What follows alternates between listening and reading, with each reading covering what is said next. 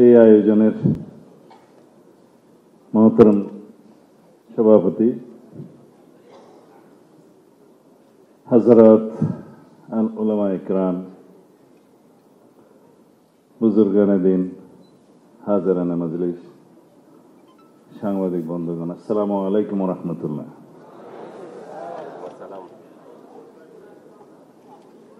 আমি কার্ডটা সামনে রেখেছি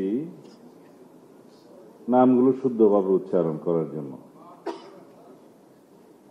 শাইখুল ইসলাম আল্লামা শাহ আহমদ শফি রহমতুল্লাহ আলাইহ, কায়েদে মিল্লাত আল্লামা জুনায়েদ বাবুনগরী রহমতুল্লাহ আলাইহ, শাইখুল হাদিস আল্লামা নূর হুসাইন কাসেমি রহমতুল্লাহ আলাইহ, হযরতুল আল্লামা নুরুল ইসলাম জিহাদি রহমতুল্লাহ আলাইহ। এর বাইরে যিনি মুরব্বী ছিলেন শাইখুল হাদিস আল্লামা আজিজুল হক, তিনি হেফাজতে ইসলাম গঠিত হওয়ার আগে, সেই জন্য এখানে হেফাজতে ইসলামের আমির এবং মহাসচিব হিসেবে নাম আসে নাই হয়তোবা। তাদের স্মৃতিচারণ এবং ইসলামের এই চার রাহবার, আমি 5 জন বলবো বাংলাদেশে যারা নেতৃত্ব দিয়েছেন দ্বীনের পক্ষে, ইসলাম বিদ্বেষী সরকারের বিরুদ্ধে আন্দোলনে। তাদের সবাইকে আল্লাহ জান্নাতুল ফেরদাউস নসিব করুন। আমি আল্লামা জুনায়েদ বাবুনগরীর সাথে জেলখানায় ছিলাম, সেই সময় দেখা হয় নাই। ওনাকে যখন নিয়ে যাওয়া হয় কাশিমপুর কারাগারে, আমরা একটা সেলে, ওনাকে আরেকটা সেলে রাখা হলো। জেলখানার ডাক্তার সাহেবকে আমরা অনুরোধ করে পাঠালাম একটু দেখে আসেন কি অবস্থা। তিনি এসে বললেন ওনার হাঁটু অসম্ভব আকারে ফুলে গিয়েছে, ইনফেকশন হচ্ছে, ওনাকে প্রচন্ড নির্যাতন করা হয়েছে, তিনি মানসিকভাবে ভেঙে পড়েছেন এবং কাউকে দেখলে চিনতে পারছেন না। খাকি পোশাকে কাউকে দেখলেই উনি ভীত হয়ে যেতেন। কিন্তু তারপরেও তাকে জেলখানায় চিকিৎসা নিতে দেয়া হয়নি। ডাক্তার সাহেবকে বললাম এখানে থাকলে তো উনি হয়তো মৃত্যুবরণ করতে পারেন। তিনি বললেন সরকার মনে হয় তাই চাচ্ছে। ওখান থেকে এক পর্যায়ে বারডেম হসপিটালে নিয়ে আসা হলো ওনাকে, প্রিজন সেলে। তা আমারও সেই রকম একটা অবস্থায় আমাকে পিজি হাসপাতালে প্রিজন সেলে নিয়ে আসা হলো। কোন রকম একটা কেবিন ম্যানেজ করলাম, রাস্তার এই পার আর ওই পার। একদিন দেখলাম অনেকগুলো গাড়ি ঘোড়া, জানলা দিয়ে দেখছি। সংবাদ নিলাম ওনাকে সরকার নিজের থেকে বেইল দিয়ে দিয়েছে, উনি বেইল পিটিশন দেয় নাই। বিষয় কি, ওনার অবস্থা ভালো না, জেলখানার ভিতরে কারা হেফাজতে অথবা পুলিশ হেফাজতে মৃত্যুবরণ করেছে, এই দায় সরকার নিতে চাচ্ছে না। তৎকালীন ফ্যাসিস্ট হাসিনার সামরিক সচিবকে প্রেরণ করা হলো। ওনাকে জিজ্ঞেস করলেন যে আমরা আপনাকে বিদেশে প্রেরণ করতে চাই, পাসপোর্ট টাসপোর্ট সব আয়োজন করব, আপনার অবস্থা ভালো না। তিনি বললেন আলহামদুলিল্লাহ, আমি সরকারের কোনো অনুদানে বিদেশ যেতে চাই না, আমার অনেক সাগরিদ আছে, প্রয়োজন হলে তারা নিয়ে যাবে। এটাকে বলা হয় ইমানি জোর। তো বলা হয়ে থাকে যে ईमान के खुदी को कर इतना बुलंद के हर तकदीर से पहले खुदा बंदे से पूछे बता तेरी राजा क्या है। এই ঈমান ওনার ছিল। আমরা এখানে খুদি মানে ঈমান। এখানে আপনাদের এই সমাবেশে আসতে পারে আমি নিজেকে অত্যন্ত সৌভাগ্যবান মনে করছি। আমি এখানে রাজনীতি করতে আসি নাই, আমি দায়িত্ব পালন করতে এসেছি। 2013 সালে এই শাহবাগেই তো নাস্তিক্যবাদীদের, মুরতাদিদের একটা আস্ফালন দেখেছি আমরা। যে কোনো আন্দোলনকে আমরা স্বাগত জানাই, কিন্তু এই আন্দোলনকে না। এটা বিদেশের পরিচালিত একটা প্রযোজিত নাটক হয়েছে। পরিচালনায় প্রযোজনায় সরকার বনাম একটি বিদেশি শক্তি। তারা এটাকে দ্বিতীয় মুক্তিযুদ্ধ নাম দিয়েছিল। সেই মুক্তিযোদ্ধাদের বয়ান তো আপনারা শুনেছেন, রাসূলুল্লাহ সাল্লাল্লাহু আলাইহি ওয়াসাল্লামের বিরুদ্ধে কিরকম শেকায়েত করে রচনা লিখেছে, পত্রিকায় প্রকাশ করেছে। তাদেরকে বীর মুক্তিযোদ্ধা দ্বিতীয় প্রজন্মের বলে সরকার আবার দেখতে গেছে। এই অবস্থা বাংলাদেশে আমরা দেখেছি। তার বিরুদ্ধে একমাত্র হেফাজতে ইসলাম বাংলাদেশে রুখে দাঁড়িয়েছে অত্যন্ত সাহসিকতা।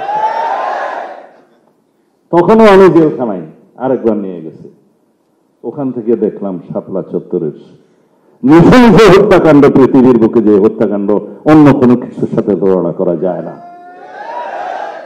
আজকের যে 2024 সালের জুলাই আগস্টের ছাত্র গণ অভ্যুত্থান, সেই রক্তের সিঁড়ি আপনারা নির্মাণ করেছেন। এই রক্তের সিঁড়ি 2024 হয়েছে। দীর্ঘ 16 বছরের আন্দোলন সংগ্রামে বাংলাদেশের সকল রাজনৈতিক দল, বিএনপি সহ যারা ফ্যাসিবাদ বিরোধী গণতান্ত্রিক আন্দোলন করেছে, গুম, খুন, হত্যাকাণ্ডের শিকার হয়েছে, অসংখ্য হামলা মামলার শিকার হয়েছে, তাদের প্রত্যেকেই এই সিঁড়ি নির্মাণ করেছে ক্রমান্বয়ে। তার ফলশ্রুতিতে 2024-এর ছাত্রগণ অভ্যুত্থান হয়েছে, একদিনে হয় নাই। সকল শহীদের রুহের মাগফিরাত কামনা করি। আপনাদের আগের এবং বর্তমান চাহিদা তো একটাই, দিন পহেলা দিন, তারপরে রাজনীতি। এখন আজকে বাংলাদেশে কিছু কিছু শক্তি দেখি পহেলা রাজনীতি বাদ মে দিন। আপনারা নিশ্চয়ই খেয়াল করবেন। আমি কারো শিকায়ত করব না। এখানে হেফাজতে ইসলামের সম্মানিত মহাসচিব জনাব সাজিদুর রহমান সাহেব, তিনি বলে গিয়েছেন, কেউ কেউ আজকে দাবি করছে মসজিদ থেকে ইমামদেরকে বের করে দেব, এরকম কিছু কিছু বয়ান দিচ্ছে। তারা কারা? আমার জানা মতে কওমি আলেমদের দ্বারাই বাংলাদেশের অধিকাংশ মসজিদের ইমামতি চলে। 98% আপনাদের হিসাব মতে। তাদেরকে বের করে দেবেন? এই বয়ান কেন দিচ্ছেন? বিভক্তি চাচ্ছেন? সেই জন্যই তো বলা হয়, আমাদের বড় হুজুর আল্লামা বাবু নগরী সাহেব বলে গিয়েছেন যে 73 ফিরকা আছে, তার মধ্যে একটা ফিরকা শুধু ইসলামের উপরে বহাল আছে। তো সেই জন্য আরেকটা কাহাওয়াত বলে যে এই যে আমাদের মধ্যে যত বিভক্তি, যে মুসলমানকে हर फिरके ने एक दूसरे को काफिर कहा, वही एक काफिर है जो उसने हम सबको मुसलमान कहा। কারণ ওদের সাথে যখন আপনার যুদ্ধ করবেন, তখন ওরা সবাই আমাদেরকে মুসলমান হিসেবেই ট্রিট করবে এবং আমাদেরকে ওই রকম সাজিশের মধ্যে ফেলবে। এখন আমরা আছি, কে হাত কিভাবে বাঁধলো, কে উজু কিভাবে করলো, এগুলো নিয়ে বাহাস করতে। যার হাত নাই তারও তো নামাজ হয়। এগুলো আমরা যদি না ছাড়ি, যারা বাংলাদেশে বলে 90 থেকে 92% মুসলমানের দেশ, তাহলে আমাদের মধ্যে এত বিভক্তি কেন? আমাদেরকে বিভক্ত রাখতে পারলে কাদের লাভ, সেটা আমাদের বুঝতে হবে। আমরা বিভক্ত ছিলাম বলেই তো আমাদের উপরে রাতের বেলায় বাতি নিভিয়ে, পানি নিভিয়ে হাজার হাজার লক্ষ লক্ষ গুলি বর্ষণ করতে পেরেছে, যেহেতু আমরা বিভক্ত ছিলাম। তা আপনারা কি এখনো বিভক্ত থাকবেন? রাজনীতির স্বার্থে আপনারা বিভক্ত থাকবেন? আমরা চাই বাংলাদেশের সকল মুসলমান ঐক্যবদ্ধ থাকুক এবং ইসলাম নিয়ে যেন কেউ আমরা বিভক্তিকর, বিভ্রান্তিকর রাজনীতি না করি। কেউ কেউ বলছে ইসলামের জন্য একটা আলাদা বাক্স বসায় দাও। তা আমরা ইসলাম থেকে কি খারিজ হয়ে গেলাম নাকি ভাই সাহেব? আপনারা কি খারিজ হয়ে গেছেন? ইসলামের জন্য বাক্স না, এটা রাজনীতির বাক্স। রাজনীতি দিয়ে ইসলামের শক্তিকে বিভক্ত করা ঠিক নয়। কেউ কেউ বলছে ইসলামের জন্য একটা আলাদা বাক্স করে দেখি। ভাই, ইসলাম কি একটা কোটা রাজনীতি নাকি, রাজনৈতিক দল নাকি? আমরা হলাম সেই দল যা আলেমদের পরামর্শে শহীদ রাষ্ট্রপতি জিয়াউর রহমান সংবিধানের বিসমিল্লাহির রহমানির রহিম ধারণ করেছেন। আমরা সেই দল, মহান আল্লাহর উপর আস্থা এবং বিশ্বাস রাষ্ট্র পরিচালনার মূলনীতি হিসেবে আমরা ধারণ করেছি। তো এখানে আবার ইসলামের জন্য দোসরা বাক্স কোথায় পেলেন? এইভাবে বিভক্তি করা তো ঠিক নয়।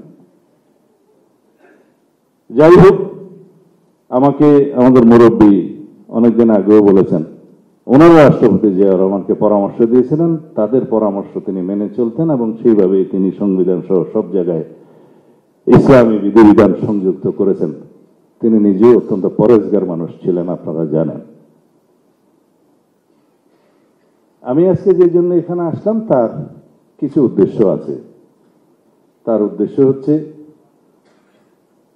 আমি আমাদের দলের পক্ষ থেকে এই মেসেজটা দিতে চাই যে হেফাজত ইসলাম বাংলাদেশ অরাজনৈতিক সংগঠন হলেও বাংলাদেশের 90-92% মুসলমানরা তো আপনাদেরকেই দিনের রাহবার মনে করা উচিত।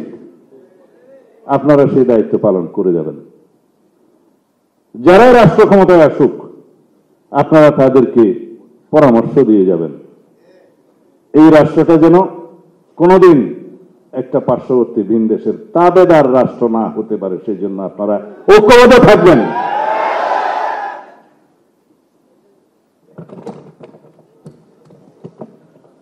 এটা ছোট হয়ে গেছে। ব্রিটিশ ভারতের ইতিহাসে, ব্রিটিশদের কাছ থেকে স্বাধীনতা অর্জনের ইতিহাসে আলেমদেরই সবচেয়ে বেশি ত্যাগ স্বীকার করতে হয়েছে, রক্ত দিতে হয়েছে।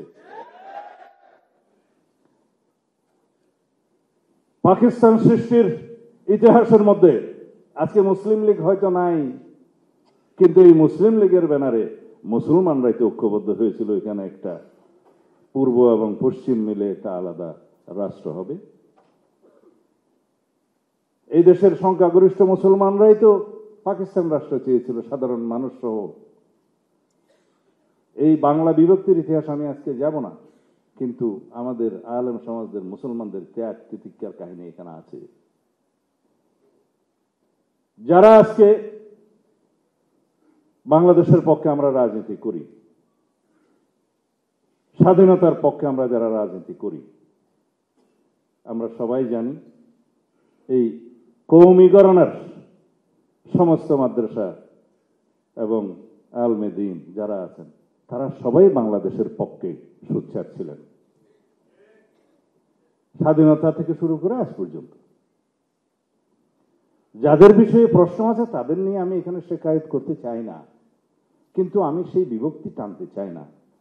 স্বাধীনতার 54 বছর পরে এই আওয়ামী লীগের মতো স্বাধীনতার পক্ষে বিপক্ষে এই সমস্ত ইস্যু টেনে নিয়ে এসে কোন রকমের বিভক্তি এই জাতির মধ্যে নিয়ে আসা উচিত হবে না, সেটা আমরা সমর্থন করি না। 54 বছর হয়েছে স্বাধীনতার পরে, এই চেতনার ব্যবসা আর চলবে না। সুতরাং জাতিকে ঐক্যবদ্ধ করার জন্য একজন বক্তা বলে গিয়েছেন, আমার স্মরণ নাই, এই যে বাংলাদেশি জাতীয়তাবাদের মানে কি, সেটা আরেকটা অনুষ্ঠানে, সারাদিন অনুষ্ঠানে থাকি তো সেজন্য কোন অনুষ্ঠানে বলেছে মনে নাই। এইটা, এই তত্ত্ব, এই ধারণা একটা অবিস্মরণীয় ধারণা রাষ্ট্রপতি জিয়াউর রহমানের। বাংলাদেশের ভৌগোলিক সীমানার মধ্যে আমরা যারাই আছি সবাই ঐক্যবদ্ধ হওয়ার জন্য বাংলাদেশি জাতীয়তাবাদের প্রবর্তন করেছে। আমরা সমন্বয়ের রাজনীতি করেছি। পৃথিবীর প্রত্যেকটি দেশে শুধু এক ধর্মের মানুষ বাস করে না, বিভিন্ন ধর্মাবলম্বী থাকে। তাদের ধর্মচর্চার স্বাধীনতাও আমাদেরকে নিশ্চিত করতে হবে, করা হয়েছে। সেটা ইসলামের শিক্ষা, সেটা রাসূলুল্লাহ সাল্লাল্লাহু আলাইহি ওয়াসাল্লামের শিক্ষা। আমরা ঐক্য চাই, আমরা বিভক্ত চাই না। আমরা সবাই মিলেমিশে এই রাষ্ট্রের মধ্যে থাকতে চাই। আমাদের মধ্যে কোনো বিভক্তি যেন আর না হয়। যারা জুলাই ছাত্রগণ অভ্যুত্থানের নেতৃত্ব দিয়েছেন তাদেরকে আমরা সম্মান করি, কিন্তু এই জুলাই অভ্যুত্থানের চেতনাকে নিয়ে যেন পুনর্বার সেই রকম চেতনার ব্যবসা না হয়, সেই বিষয়ে আমাদেরকে সতর্ক থাকতে হবে। কারণ বাংলাদেশের সকল শ্রেণী পেশার মানুষ, সকল ধর্মাবলম্বী, সকল ধর্মাবলম্বীর মানুষ সবাই ফেসিবাদের বিরুদ্ধে লড়াই করেছে, রক্ত দিয়েছে, শহীদ হয়েছে, ঐক্যবদ্ধ আন্দোলন হয়েছে। সুতরাং এইটা নিয়ে আমরা যেন কেউ রাজনীতি না করি। কেউ যদি মনে করে যে আমরা জুলাইয়ের একমাত্র ধারক বাহক, তাহলে আবার জাতির মধ্যে সেই বিভক্তি আসবে। আমরা শুধু একটা শক্তিকে স্বীকৃতি দেব, ফেসিবাদ বিরোধী জাতীয় ঐক্য। এই শক্তিকে আমরা স্বীকৃতি দেব। যদি আমরা ফেসিবাদের প্রত্যাবর্তন না চাই, বাংলাদেশে কোনোদিন স্বৈরাচারের উৎপত্তি হোক, উৎপাদন হোক, সেটা যদি না চাই, আমাদের একমাত্র শক্তি হবে ফেসিবাদ বিরোধী জাতীয় শক্তি, ফেসিবাদ বিরোধী জাতীয় ঐক্য। আমরা কখনো ফেসিবাদী দল আওয়ামী লীগের রাজনীতিকে বাংলাদেশে আর জায়েজ হতে দেব না। যে রাজনীতির মধ্য দিয়ে এদেশের গণতন্ত্রকে হত্যা করা হয়েছে, এদেশের লক্ষ লক্ষ মানুষকে নির্যাতন করা হয়েছে, হাজার হাজার মানুষকে তারা হত্যা করেছে, গুম করেছে, সেটা রাজনীতি হতে পারে না। আওয়ামী লীগের রক্তে কোনোদিন গণতন্ত্র ছিল না, তাদের ডিএনএতেই গণতন্ত্র নাই। তাদের জন্ম থেকে এই পর্যন্ত তারা বাংলাদেশের পক্ষে রাজনীতি করে নাই। যারা যাদের পক্ষে কাজ করেছে তারা আজকে তাদেরকে আশ্রয় দিয়েছে। তাদের উৎপত্তিও ওখানে, আশা করি বিনাশও সেখানে হবে। আমি প্রায় সময় বলি যে আওয়ামী লীগের রাজনৈতিক মৃত্যু হয়েছে ঢাকায়, দাফন হয়েছে দিল্লিতে, কিন্তু মুর্দা কাফন ফাটকে এখন আওয়াজ করতেছে। এখন মাঝে মধ্যে হাসি লাগে যে দিল্লি থেকে আস্ফালন দিচ্ছে শেখ হাসিনা এবং তার দোসররা, যে বাংলাদেশে কি যারা গণতান্ত্রিক আন্দোলন করেছে তারা নাকি সবাই কি জঙ্গিবাদী না কি একটা যেন বলে। এখনো পর্যন্ত তাদের ভিতরে অনুশোচনা আসে নাই। গণহত্যা এবং মানবতা বিরোধী অপরাধের দায়ে আওয়ামী লীগ এবং তার দোসররা ক্ষমা প্রার্থনা করে নাই, উল্টায় স্পর্ধা প্রদর্শন করছে। তারা আবার বাংলাদেশের রাজনীতি করার স্বপ্ন দেখে। সেই বিষয়ে আমাদের সবাইকে ঐক্যবদ্ধ থাকতে হবে। আমরা যেন সবাই বাংলাদেশের পক্ষে রাজনীতি করি। আমরা স্লোগান দিই সবার আগে বাংলাদেশ। সবাই যেন এটা আমরা বুকে ধারণ করি। আমাদের বিদেশে কোনো প্রভু থাকবে না, বন্ধু থাকতে পারে। আওয়ামী লীগের বিদেশে প্রভু ছিল বলেই আজকে আমাদের সেই গোলামের অবস্থা হয়ে গিয়েছিল। সেই জিনজিরকে আমরা আবার চাই? যদি না চাই, বাংলাদেশের স্বাধীনতা, সার্বভৌমত্ব, গণতন্ত্রের পক্ষে ফেসিবাদ বিরোধী জাতীয় ঐক্যকে আমরা সমুন্নত রাখি, ইনশাআল্লাহ এই দেশের কোনো দিন কোনো শক্তি গণতন্ত্রকে বিনাশ করার সাহস পাবে না। আজকে জাতীয় ঐক্যমত্য পরিষদে অনেক বিষয়ে আলোচনা হচ্ছে। আমরা সবাই এক জায়গায় এসেছি, কেউ কেউ আমরা দুই একটা বিষয়ে ভিন্ন মত পোষণ করেছি। এটা একটা ইতিহাস আমাদের জাতীয় জীবনে। শুধুমাত্র ফেসিবাদী শক্তি বাদে বাকি সকল গণতান্ত্রিক শক্তি আমরা একসাথে বসে দিনের পর দিন, মাসের পর মাস আলোচনা করছি। এটাই তো একটা গণতন্ত্রের বিজয় যাত্রা। এই ইতিহাস তো বাংলাদেশে আগে সৃষ্টি হয়নি। এটাকে আমরা ধরে রাখি। সমস্ত কিছুর সমাধান আলোচনার টেবিলে হবে। টেবিলে আলোচনা হবে, আবার একই সাথে আন্দোলনে যাব, এটাও একটু স্ববিরোধিতা। আমরা বলেছি যে এমন কোন নজির আমরা স্থাপন করে যেতে চাই না যেটা দুদিন পরে টিকবে না। 2 বছর পরে একই ইস্যুতে আবার আন্দোলন হবে। তো সুতরাং আমরা দেশের যেহেতু সামাজিক চুক্তি হিসাবে প্রথম এবং প্রধান আইন হচ্ছে আমাদের সংবিধান, রাষ্ট্র পরিচালনা বর্তমানে, সেটা যাতে আমরা অনুসরণ করতে পারি এবং এমন কোনো ইনস্ট্যান্স, এমন কোনো উদাহরণ আমরা সৃষ্টি করে যাব না 2 দিন পরে আবার একই প্রক্রিয়ায় আর কোনো সময় আর একটি দল আবার সেই পদ্ধতি অনুসরণ করে বলবে যে সংবিধান এইভাবেই পরিবর্তন করা হয়েছিল, এখন আবার করেন। তাহলে একটা অস্থিরতা, অস্থিতিশীলতা রাষ্ট্র সৃষ্টি হবে। আসুন আমরা গণতন্ত্রের পথে যাই, আমরা নিজেদের মধ্যে তর্ক করি এবং সমস্যার সমাধান আলোচনা টেবিলে করি।